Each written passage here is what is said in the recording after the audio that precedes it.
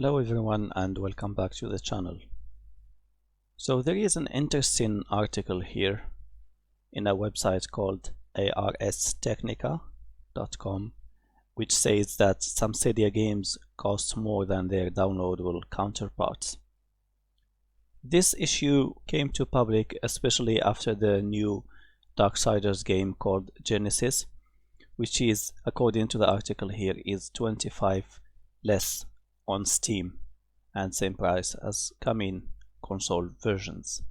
And Polygon has actually contacted THQ Nordic, which is the game maker of Darksiders game, and they asked him about the kind of pricing that they have adopted, especially for Google Stadia, but they responded, quote, THQ doesn't comment on their price policy, end of quote, which is a very strange statement considering that no one would want to buy that kind of game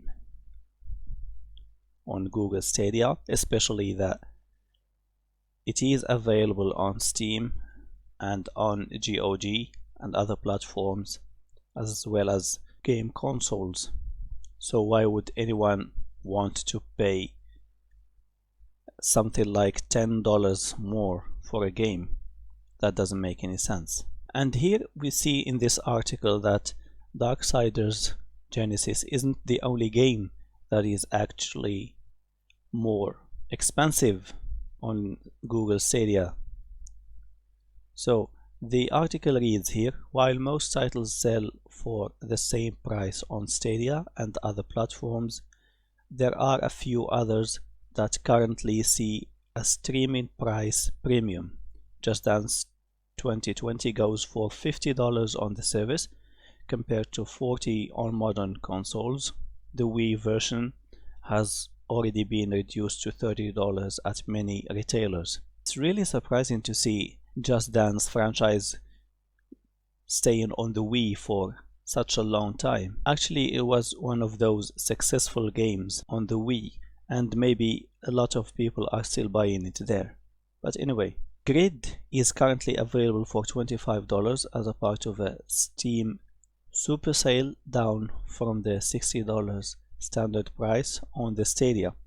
The Ultimate Edition of the game is $5 cheaper on Steam even without discounts, and the Platinum Edition of Farming Simulator 19 sold for $40 on Stadia compared to $25 to $35 Steam price before Google added the game to the December Stadia Pro freebies and offered refunds to early purchasers, which is again one of those strange policies adopted by Stadia. Some people bought the games at launch and then, yeah, at least now they are offering refunds for them. But it seems like this kind of flip-flopping is going to be very noticeable on Google Stadia because the people in there actually are not aware of how to handle all of this, and they are just doing things haphazardly. The article continues, but there are deals to be had on Stadia too. Rise of the Tomb Raider 20-year celebration sells for just $30 on the streaming service compared to $60 currently on Steam. But yeah, you can have that game for much cheaper, especially during sales. Doesn't make sense for this, but you know, as is, maybe it's just cheaper on Stadia. Games like Assassin's Creed Odyssey, Mortal Kombat and Final Fantasy XV were briefly offered at a steep discount for Stadia Pro subscribers when the service launched. Those discounts are inactive as of this writing though. A Google spokesperson said that there is no set length for how long further frequent, between quotes, Stadia Pro deals will last going forward, and a $10 a month Stadia Pro subscription, which is still the only way to access the service, also provides access to up to 4 free titles on Stadia. Yeah, just have that. Pro subscription, no one wants it for $10. I'm just playing PlayStation Now games for a much cheaper subscription if you go for the yearly plan. And I'm playing some games that I cannot play on my PC, and I'm not interested in buying a PS4, so it's a win-win situation for me. Meanwhile, Stadia, I don't know who's going even to be interested in it, because it's a very strange product. It doesn't know its audience and potential buyers. It is very expensive compared to other streaming services, and not to mention the whole lot of problems that have been surfacing up since the launch of this Google Stadia service. But they seem to be persistent about the way they want to make this kind of streaming service work, even though competition is going to be fiercer, especially with Project xCloud and even Amazon, who is said to have its own game streaming service by next year.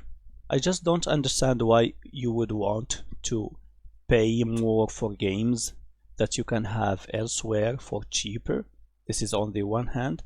On the other hand, I don't know why you would even want to have those games on Google Stadia, because you don't own them. Insofar as, for example, if you go to Steam, you own those games, you have them. You can download them and keep them on your PC. But as far as Google is concerned, Google Stadia to be more precise, you don't own these games, and if Google just considers that this kind of service isn't lucrative as they wanted, they might just shut down the service easily, and you will lose all the money, because I am pretty sure they're not going to give you that money back, and you can't have those games that you paid for on Google Stadia elsewhere. So yeah, good on you, Stadia, good on you. You seem to be so persistent about a business model that is not going to last long. I am pretty sure that's the case. And unless they do something that is really revolutionary and they flip the tables, which is very unlikely to happen, I don't think how this service is going to stay.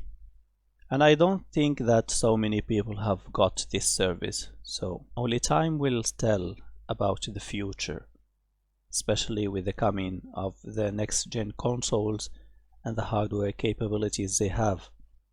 Stadia is going to be in a very, very tough time. Anyway, thank you for watching. If you enjoyed, please leave a thumbs up, subscribe for more, leave comments telling us your opinions about the situation, and I will talk to you again soon. Have a good one.